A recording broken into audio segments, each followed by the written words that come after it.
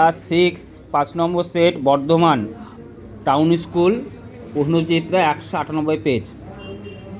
জাপ পোকা দ্বারা ত্যাগ করা বর্জ্য পদার্থ হলো হানি ডিউ, ঝাড়ুদার পাখি কাক, কপারের চিহ্ন হলো সিইউ, কপারের চিহ্ন সিইউ, হিরে হলো অধাতু, শিশির জমে শীতকালে, প্রদত্ত কোনটি ভৌত পরিবর্তন কর্পূর উবে যাওয়া, হাত পাখা তৈরি করতে তাল গাছের পাতা ব্যবহার করা হয়, পাউরুটি তৈরিতে যে অণুজীব ব্যবহার করা হয় তার নাম ইস্ট, ল্যাক্টোব্যাসিলাস দই তৈরিতে ব্যবহার করা হয়, কার্বারিল একটি রাসায়নিক কীটনাশক, পুড়ে যাওয়া একটি রাসায়নিক পরিবর্তন, একটি তরল অধাতুর নাম পারদ, তরল ধাতু পারদ আর অধাতু ব্রোমিন, পরিস্রাবণ পদ্ধতিতে ফিল্টার কাগজের ওপর পড়ে থাকা কঠিন পদার্থকে অবশেষ, ক্লাউন মাছ সাগর কুসুমের শত্রু বাটারফ্লাই মাছকে তাড়িয়ে দেয় সত্য, সামুদ্রিক মাছে যকৃৎ নিষিদ্ধ তেল ভিটামিন সি এর উৎস মিথ্যা।